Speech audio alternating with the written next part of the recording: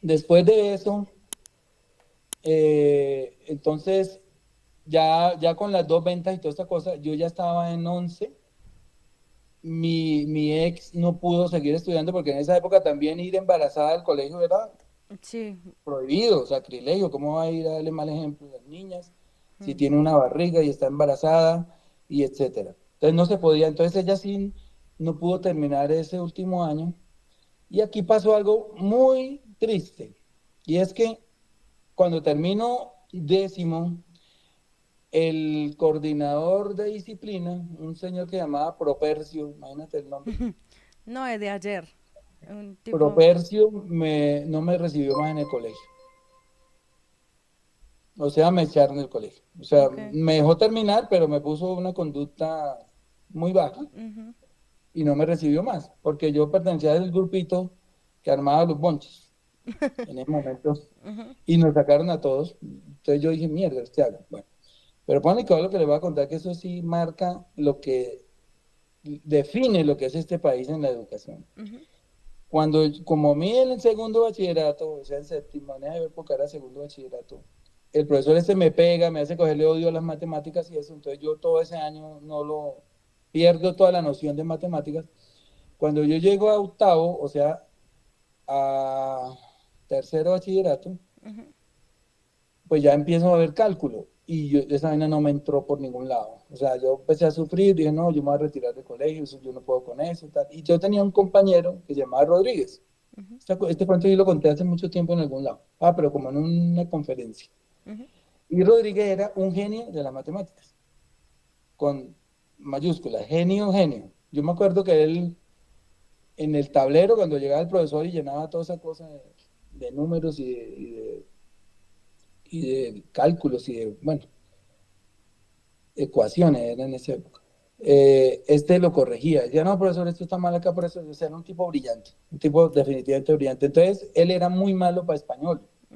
Y yo ya, por los concursos de cuento que estaban haciendo en el colegio y una asesoría de una profesora muy querida, que fue la que me insertó en ese mundo, Lucía Murcia, yo ya estaba leyendo mucho, leyendo obras, leyendo Rubén Darío, poemas, Ricardo Guiraldes, un libro que llamaba Segundo Sombra, Ok. toda esa literatura nos la fueron metiendo desde muy chiquitos allá y a mí me gustó.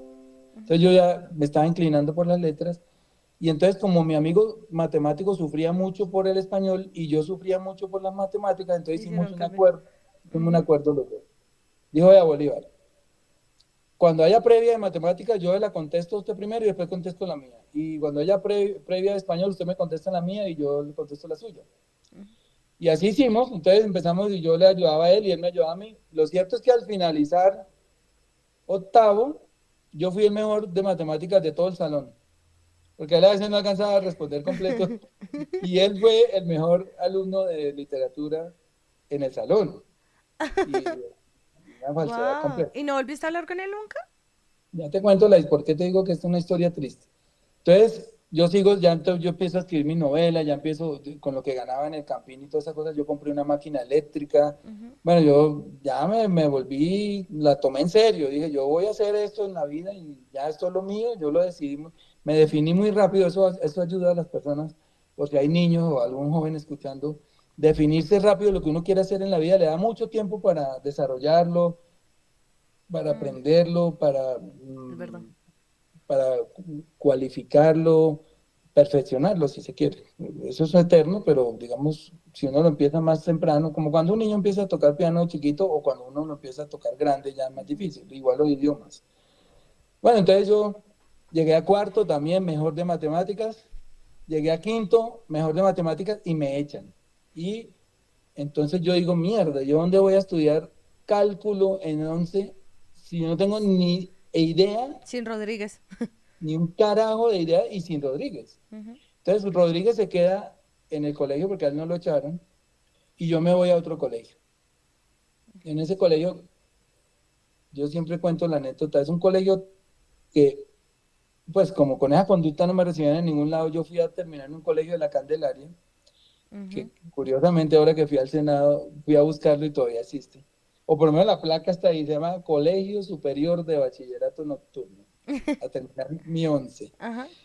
Y ahí, pues, yo todo el año, todo el primer semestre no encontré colegio y dije, ¿cómo me va a quedar yo ya a punto de graduarme? Y busqué hasta que encontré un colegio que todavía como en octubre tiene la pancarta de matrículas abiertas y el año acaba en noviembre. O sea, este es. Aquí Tú me fue, sirve. aquí fue. Y fue pucha, y entonces dije, bueno, mire, tengo estas vainas, tengo mala conducta, pero eso fue una cosa que no sé qué, yo expliqué. Y me recibieron. Entonces ahí yo terminé mi 11. Ujú. Y yo terminé el 11 conozco un profesor que se llamaba Jaime, debe llamarse, yo creo que debe vivir porque era joven todavía, se llamaba Jaime Rodríguez. Y yo le cuento, me dice, uy, usted es un genio para las matemáticas, tiene 5 todos los años. Le dije, no, profe, eso es mentira, yo quiero contarle la verdad, porque, porque yo quiero estudiar letras, yo quiero estudiar periodismo, yo no tengo intenciones de estudiar nada matemático y esas notas son mentirosas. ¿Pero por qué? Entonces le conté toda esta carrera que ya te Ujú. conté a ti y a la gente que no está viendo. Entonces le digo, no, eso fue, nos tocó hacer esto, a mí me echaron, tal, tal, tal. Bueno, yo no volví a saber de Rodríguez. Entonces yo no, entonces yo le digo a él, mire, por favor, regáleme un 6 al final del año, yo hago lo que usted me diga, como él era el director del curso, entonces yo aproveché y le dije, si quiere le hago fiestas, yo le organizo lo que sea. Y como yo ya tenía un taller de screen donde hacían mis cachuchas, entonces yo me volví empresario muy rápido. Digamos, yo duré vendiendo como unos 3 años y después yo ya le puse competencia al papá de Luis Guillermo. Ya yo puse mi taller Ujú. y con mi mamá, una máquina de coser y mis hermanos y gente que contrataba, ya empezamos a fabricar las cosas. Ujú. Bueno, entonces, el profesor me dijo, no, pero tiene que al menos venir a las clases. Le dije, no, por favor, yo no puedo entrar a esa clase, yo me vomito, yo no puedo con las matemáticas. Ok. Y entonces, bueno, me dijo, mire, yo le pongo el 6 pero entre a las clases. Yo trato de que le guste, y le dije, no, no, por favor, pero al final acepté, entonces yo iba a las clases. Pero me dijo, entonces organíceme las fiestas para la excursión de fin de año y toda esa cosa. Le dije, no, yo me dedico a eso. Entonces yo me hice 2 fiestas, 2 fiestones gigantes en ese curso y recogimos harta plata. Yo ahí ya estaba mostrando mis dotes de Ujú. empresario. Entonces en esa época había una orquesta que se llamaba Los Nada que Ver. Ya pueden imaginar lo buena que era. Y entonces me fui con Los Nada que Ver. No, pero era buena, ellos tenían un éxito en la radio. ¿Qué Y tocaban? con ellos, Los Nada que Ver. Sí, pero ¿qué tocaban? Música tropical parecida a los Tupamaros. Ok. Ujú. Entonces yo fui y les digo, mire, somos de tal curso, queremos hacer una fiesta, pero no tenemos plata, nos tiene que fiar mientras vendemos las boletas y todo, pero necesitamos comprometer la fecha, Ujú. que usted nos separe esa fecha y tal cosa. Entonces nos separaba la fecha y me daba un plazo para llevarle la plata, entonces empezamos a vender las boletas y yo le llevaba. Hicimos una fiesta grandiosa, mucha gente y ganamos buena plata. Con lo que quedó, ya pudimos separar a los Tupamaros. Yo hice una fiesta con los Tupamaros siendo un bachiller. Fui y busqué a los No. Tupamaros, que era una orquesta muy famosa de esa Sí, época. claro. Pues Como los contratado Tupamaros. ya a Bad Bunny, una cosa así. Uy, no Y creo. entonces, bueno, no, sí, un poquito exagerado, pero sí era muy famosa, pues tenía mucho éxito en la radio y toda esa cosa. Ujú. Y ya, entonces ya le pude pisar el negocio al señor, toda esta cosa. ¿No? Entonces, las 2 fiestas, grados, todo el mundo feliz, excursión, pasé mi año. Ujú. Y entonces ya ahora sí voy y me matriculo a la universidad. Entonces me fui y me matriculé con lo que yo había ahorrado de las ventas y todo en la Universidad de La Sabana. Chuepucha. Y en esa época en la Universidad de La Sabana, los que no tenían, uno pagaba era por la declaración de renta. Y Ujú. entonces si uno no pagaba declaración de renta, pagaba una cosa mínima que era muy asequible, digamos, para la gente normal, popular. Y yo pude entrar ahí, en esa época quedaba en la calle 79, 78, eran un poco de casas ahí en un barrio que hay al lado de la Caracas. Y Ok. las facultades eran casas. La facultad de comunicación donde yo entré era casas, eran unas casas. Bueno, entonces que yo ahí empiezo a estudiar y toda esa cosa. Y ahí es donde ya me sacan de la casa porque yo no tengo, ya en la universidad no puedo, ahí sí no puedo trabajar ni domingos, ni entre semana. Ya me empieza a mantener en mi mamá y yo tengo que irme del lado de la mamá de los 2 niños porque ellos tenían un restaurante ahí en la Estanzuela, muy cerquita donde queda el Bronx. Ujú. Por eso es que el colegio era cerquita también. Pasando la Caracas, nosotros estábamos de la Caracas hacia abajo y el colegio era de la Caracas hacia arriba. Y ahí entonces ya me sacan, me dicen, no, si no va a aportar, chao, y me echaron. La verdad, a mí me echaron. Ujú. Y bueno, entonces tuve un periodo feo porque yo no podía ver a los niños porque no les podía pasar dinero porque estaba estudiando y yo le mandaba razones pues que me diera esa licencia de estudiar, que cuando yo terminara de estudiar, pues yo iba a poder aportarles mejor y darles un mejor futuro. Bueno, de todas maneras sí arreglamos, ya, eso quedó ahí normal y yo no pude terminar la carrera. Esa fue la verdad, ya me quedó grande conseguir plata para los niños y para mí, para la universidad y todo, entonces yo me tuve que retirar. Y después viene, digamos, para acelerar un poquito el cuento, yo ya estoy escribiendo novelas, obviamente nadie me las lee, nadie me las publica, cuentos, pero dándole duro, mucha disciplina, rompa muchas hojas, lea, y yo me comí el cuento del escritor. Ujú. O sea, es una cosa que, digamos, la disciplina más la actitud, uno tiene que creerse lo que es, Ujú. ¿no es cierto? Entonces, por ejemplo, si uno, hay, bueno, hay muchos consejos un poquito, digamos, panfletudos, pero si uno se cree el cuento, ya tiene el 50%. Sí, es verdad. Pero si uno no se cree el cuento, está perdido. Yo No me pasa creía el nada. cuento, yo era escritor, entonces iba a foros, iba a conferencias, y ¿quién es usted? Yo soy el escritor Gustavo Bolívar. ¿Y usted qué ha escrito? No, he escrito Circo y Silencio, que fue una novela que yo escribí, que después se llamó El Precio del Silencio y lo llevé a la televisión años después. Y entonces yo me presentaba así, me decían, ¿y de qué editorial? Yo decía, no, todavía no la sé publicar. Ujú. Pero yo me iba a todos lados como el escritor y yo tenía mi máquina y me dejé mi pinta de escritor y mi gafa y todo. Yo creía que yo era un escritor. Entonces, y estudiaba mucho, leí Mm. infinidad de libros y escribía. Yo desde muy chiquitico ya escribía novelas. Lo cierto es que uno de esos libros, que fue, digamos, el menos indicado, porque no es literario, sino era una investigación periodística, que se llamó El Cacique y la Reina, trataba sobre el asesinato de Doris Adriana Niño en el apartamento de Diomedes Díaz. Ujú.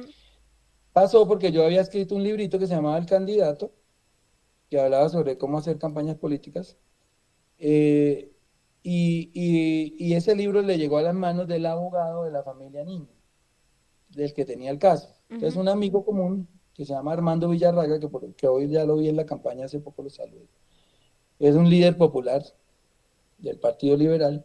Él me, él me dice, el abogado de la familia Niño lo quiere conocer porque le gustó la forma de escribir y quiere proponerle algo. Entonces voy y hablo con él y me dice, hermano, es que mire que pasó este caso de Diomedes. Yo lo había escuchado por ahí en televisión muy poco, pero me dijo, yo tengo todo el expediente, ¿por qué no se hace un libro con eso? Ujú. Yo, bueno, chévere, me gusta el reto, vamos a hacerlo, pásame el expediente.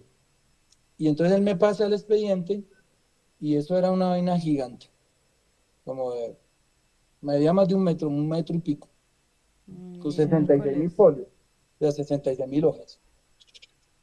Yo, uy, mierda, yo acá leo todo eso para hacer el libro. Entonces yo dije, bueno, me le voy a meter a eso. Sí, claro. Me le voy a meter a esa cosa y me le metí a leer y a leer y a leer. Y en 8 meses leí todo y empecé a escribir el libro, como en un año y pico saqué el libro adelante. Y ese libro es el que me va a dar el paso a la televisión. Porque mm, alguien, alguien le cuenta a ellos que yo estoy sacando un libro sobre Diomedes Díaz y me empiezan a entrevistar los periodistas para televisión. Y alguien me ve y me dice, oiga hermano, ¿por qué no llevamos el libro a la televisión? Yo le dije, bueno, hagámosle. Entonces, pero yo no soy libretista. Entonces me dicen, bueno, entonces consigamos un libretista. Nosotros lo conseguimos. Entonces ellos consiguieron un libretista que adaptara mi libro. Ujú. Esa productora por el camino se quebró. Estaban haciendo un piloto es como hacer un primer capítulo para Ujú. llevar a los canales a venderlo. Y se quebró, entonces el piloto quedó a medio camino y el libretista no le pagaron. Y entonces uno de los dos socios, porque era uno de Nueva York y uno de Colombia, colombianos ambos, dijo, hermano, pues entonces llevemos el libro a otras programadoras a venderlo.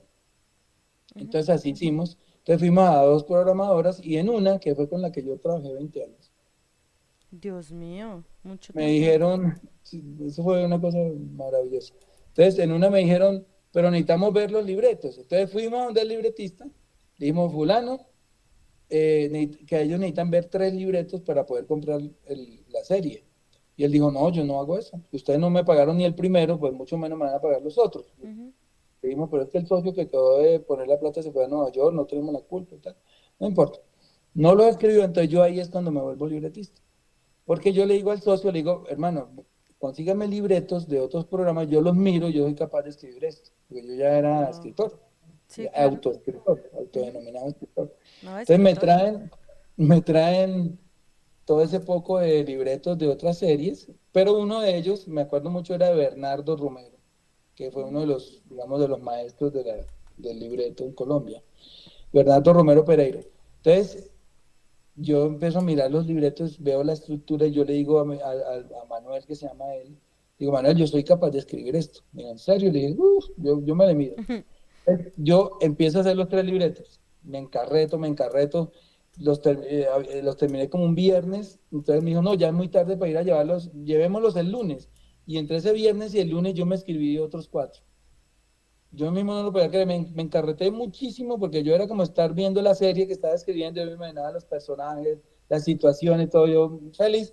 Y el lunes le dije, tengo 7 libretos, me dijo, no puedo creer, le dije, seguro, marica. Entonces digo, bueno, vamos a llevarlos. Entonces fuimos a llevarlos a las programadoras y ahí en esa programadora que se llamaba Bernardo Romero Producciones, que después Bernardo le vendió su participación a don Samuel Duque y se volvió Telecolombia, Ujú. le dejamos a la secretaria los libretos. Entonces le digo, ella llamada Clarita, todavía está. Clarita todavía, yo voy allá y todavía la encuentro. Es Guau. el 98, 25 años. Dios, hace mucho. Sí, Clarita todavía está ahí. Y por ella, prácticamente, bueno, muchas personas por el camino son angelitos que van apareciendo y le van a uno cuadrando la situación. Ujú. Pues el mismo Villarraga, el mismo Manuel, el que me colaboró vendiendo los libretos, todas estas cosas, todas esas personas son parte de ese camino. Y ella, muy fundamental, porque le entregamos los libretos y dice, tranquilo, déjelos y vengan 8 días por el resultado. Fuimos. No, que no los han leído. A los 15 días, no, que no los han leído. Al mes, no, que no los han leído. Entonces yo, mierda. Y nosotros sin plata. Ujú. Entonces, como a los 2 meses, ya nosotros bravos le dijimos, mira, Clara, denos los libretos que lo vamos a llevar a otro lado. Dijo, no, no, yo los leí y me gustaron, dijo ella. Yo sé que, déjeme, yo le hablo a don Samuel directamente, porque digamos que había un departamento de lectura y tenían muchos proyectos para leer y seguramente no los habían visto. Ujú. Entonces, lo cierto es que eh, ella va y le dice a don Samuel, mire, es que hay unos muchachos que dan un proyecto que es muy bueno, yo lo leí, pero no se lo quieren llevar. Entonces él dijo, bueno, yo ahorita estoy muy ocupado, yo escuché porque eso era una casa, la Ujú. recepción era ir subiendo la escalera y las oficinas eran donde son los cuartos hoy. Entonces, eh, él le dice, dígales que vengan el miércoles, así como bravo, dígales Ujú. que vengan el miércoles. Entonces ella salió, eso era, no sé, un jueves, no sé qué día era. Ay, mire, que vengan el otro miércoles que él los va a leer, él es serio, él los lee. Bueno, le digo, bueno, listo, última oportunidad. Nos fuimos y el miércoles volvimos. Y ya el señor había cambiado su rostro completamente, era un señor muy Estaba amable. enamorado. Hola, mucho gusto, sigan por favor. Aquí va a contar secretos económicos que son muy chéveres. A ver. Sigan por favor. O sea, ¿cuánto me pagaban por Ujú. un libretito? Bueno, el libreto que había hecho el muchacho, el que adaptó la obra, costaba, estamos hablando del 78, 100.000 pesos. O sea, Ujú. él le había cobrado 100.000 pesos a los, a los Los otros dos que se socios. quebraron. Ujú. Sí, y no me los pagaron. Entonces, cuando nosotros fuimos a entrar, con Manuel dijimos, ¿cuánto le cobramos? Entonces yo le dije, pues yo como soy nuevo, yo no sé mucho de esto, cobrémosle 50.000. Tocaría mirar cuánto es un sueldo mínimo de la época. Ujú. No sé si uno por ahí sueldo mínimo en el 78, pero era un dinero decente, digamos, para hacer, porque si eran 7, que yo lo hice en una semana, pues si eran 350.000. Yo Ujú. creo que eso eran, no sé, tiene que ser 5 o 6 salarios mínimos, unos 5 millones de hoy.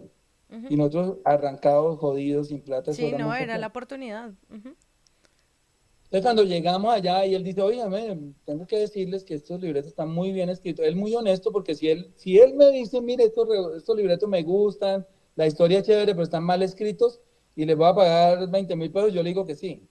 Pero el tipo, muy honesto, por eso trabajé con él 20 años, una familia muy honesta, soy muy amigo de ellos todavía. Fue un gane y gane mutuo de toda la vida. Me dice, mire, están muy bien escritos, tengo que reconocerlo. ¿Dónde estudiaste libretos?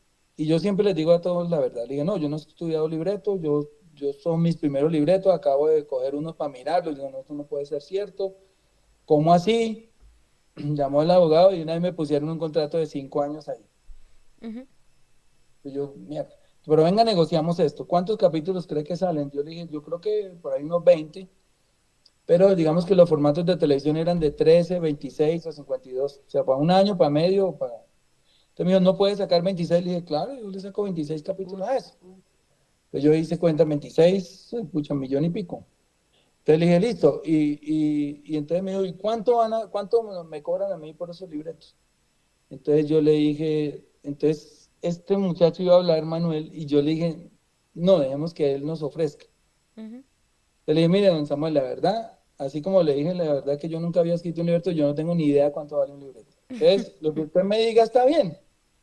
Entonces el tipo llega y dice, miren, es que la situación está difícil porque en ese momento, en ese año, Caracol y RCN pertenecían al Canal 1 y al Canal 2. Ujú. Perdón, al Canal A y Canal 1. Sí. Eran los dos canales públicos de esa época. Y Caracol era de un lado y RCN del otro. Y la pauta de esas empresas, de esos grupos, era la que sostenía el canal. Entonces, por ejemplo, Caracol tenía a Bianca, Bavaria, bueno, un resto Sí, RCN tenía. y RCN era Postobón y Ujú. los coches, y bueno, un resto de... Todas esas marcas de esos grupos eran las que alimentaban la pauta de todos los programas. Pero ese año, ya cayéndose, Samper seguramente les prometió esos canales, yo creo que por ahí fue la cosa, hizo una licitación y se la ganaron ellos dos y desde ahí es que nacen los canales privados, Ujú. en el 98. Y entonces ellos se habían ido de los Canal 1 y Canal A, entonces la queja de don Samuel era, miren, la verdad yo no les puedo pagar mucho dinero porque es que se acaban de salir los grandes anunciantes y nosotros aquí nos quedamos prácticamente con anunciantes muy chiquitos y nos va a tocar pedalear mucho para mantener este canal. Ujú. Entonces yo no les puedo pagar mucho. Y yo, ¿pero cuánto? Yo por dentro, ¿no? Yo no. Le decía, no, tranquilo, don Samuel, usted díganos nomás lo que es. Dice, mire, yo la verdad, yo por esos libretos no le puedo pagar sino 1.800.000 pesos. Entonces, obviamente, eso como si me hubieran metido un durazno aquí en la garganta, yo hice, porque yo me quedé Claro, en, claro. en shock absoluto. Yo dije, ¿por todos? Él dijo, no, por cada uno. Yo, otra manzana ya más grande, un coco aquí en la garganta. O sea, yo Guau, esperando 50 Gus. mil pesos y me dicen millón Uf. ochocientos de hace 20 y pico de años. Y aquí le estoy contando el secreto de cómo conseguí No, dinero. no, Pues. pero lindo. Uf. Nunca le he Claro, contado después de porque, eso no, lo empiezas hago a... para, no por picanear, yo nunca he contado cómo, ni cuánto me han pagado ni nada, pero hoy no sé por qué con Lalis me nace esto. Entonces, La confianza, Gus, la confianza. como él me vio esa cara de terror que yo puse, porque yo me miré con Manuel así como, ¿qué está pasando acá? Esto no puede ser cierto. Él pensó que nosotros estábamos mirándonos así porque no nos parecía el precio. Ujú. Sí, sí, sí, Entonces me obvio. dice, no, no, pero mira, está bien, hagamos una cosa. Como que nos pareció muy poquito, era al contrario, yo no, puta, no tenía, me fue la voz. Ujú. Imagínate que en esa época esa plata era, mucha, no sé, tocaría averiguar, pero Pero era mucha, digamos. mucha plata. Pero yo enseguida hice cuentas, 26 capítulos por 1.800.000 de esa vaina, más de 40 millones de pesos. Creo que una casa en esa época, porque yo la compré a mi mamá, con la primera serie que yo hice, yo le compré una casa a mi mamá, que vivíamos en arriendo, y me costó como eso. O sea que prácticamente con una serie que yo podía escribir en un mes, Tenías una casa. yo podía comprar una casa. O sea, Guau, Gus. yo más o menos que unos 300 millones de hoy, no sé, no, una Bueno, cosa así. bueno, Una entonces casa, después de pues, eso, no, tú coges, haces un montón de novelas y te no, pero va muy bien espérate en que la me vida. faltó, es que eso no fue todo el pago. Bueno, cuenta. Pero es Entonces, mucha como él nos plata. vio la cara, como él nos vio la cara de como de conformes, Ujú. él confundió eso. Él me dijo, mira, entonces hagamos una cosa. El rating de promedio de esta compañía hoy son 15 puntos. O sea, perdón, había una novela que hacía, ¿cómo se llama ella? Eh, La niña, no, ¿cómo se llama? Bueno, me voy a olvidar el nombre de la novela. Eh, Esa novela estaba marcando 13 puntos y era el mayor rating que tenía esa programadora. En el momento no eran canales, sino programadoras. Entonces ellos tenían, por ejemplo, un jueves a las 8, un miércoles a las no sé qué. Entonces tenían horarios muy divididos. Eran Punch, RTI, eh, Jorge Barón, todas esas tenían unos horarios distribuidos y a veces hacían acuerdos para enfranjarse, digamos, para que este le cediera una noche a las 8 para poder poner novelas y eso. Entonces ellos tenían ahí una novela que marcaba 13 puntos. Me dijo, si marca más de 15 puntos, yo le pago 100.000 pesos por cada punto de rating adicional. Y yo pues, yo todo le decía que sí, porque yo ya estaba en la estratosfera, ya no sabía dónde estaba. Tú sí, sí, sí, de Yo, acuerdo, sí. pero yo no magnifiqué cuánto era eso. Yo dije, no, yo ya con los 1.800.000 estaba pues más feliz que, o sea, ya no podía aspirar a más. Yo le dije, bueno, sí, está bien. Digo, bueno, listo, entonces empieza a escribir la serie, la empiezan a, bueno, eso tiene un proceso, digamos, de producción, de casting, de etcétera. Es cierto que como a los 2 meses o 3 meses sale la serie. Y él ya, obviamente me empieza a pagar los capítulos cuando termina, cuando la serie empezó prácticamente que ya me habían pagado todo, yo le había comprado la casa a mi mamá, en el Quiroga precisamente. Ujú. Pero era en la parte bonita del Quiroga, donde hay unas casas de 2 pisos, una pobreza decente muy, muy chévere. Entonces, eh, sale el primer capítulo y marca 33 puntos. O sea, una locura, o sea, el doble de lo que ellos Wow. tenían. Entonces, haz de cuenta, 100.000 pesos por cada punto rating adicional a 15 daba millón, eran 33 puntos, eran 1.300.000, 1.800.000 más. Entonces era 3.600.000 pesos el capítulo, lo que yo recibí en esa primera serie, cuando yo aspiraba a 50.000 pesos.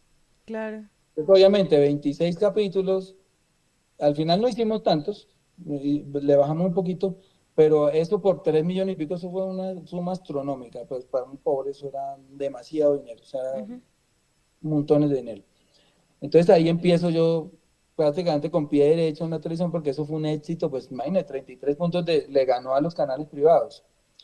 Y entonces, bueno, cuando terminó esa serie me dijo, ¿y ahora qué vamos a hacer? Le dije, pues bueno, como esto fue un periodístico, hagamos unidad investigativa, que era un programa de docudramas, que yo hacía las investigaciones periodísticas, después las dramatizábamos, y ahí nace Pandilla. Yo ahí hago la vida de Luis Carlos Galán, el robo de la espada de Bolívar, el asesinato de Rodrigo Lara. Empiezo a hacer un poco de periodísticos, yo Ujú. salía a presentarlos, y aquí enlazo la historia con Rodríguez, Ujú.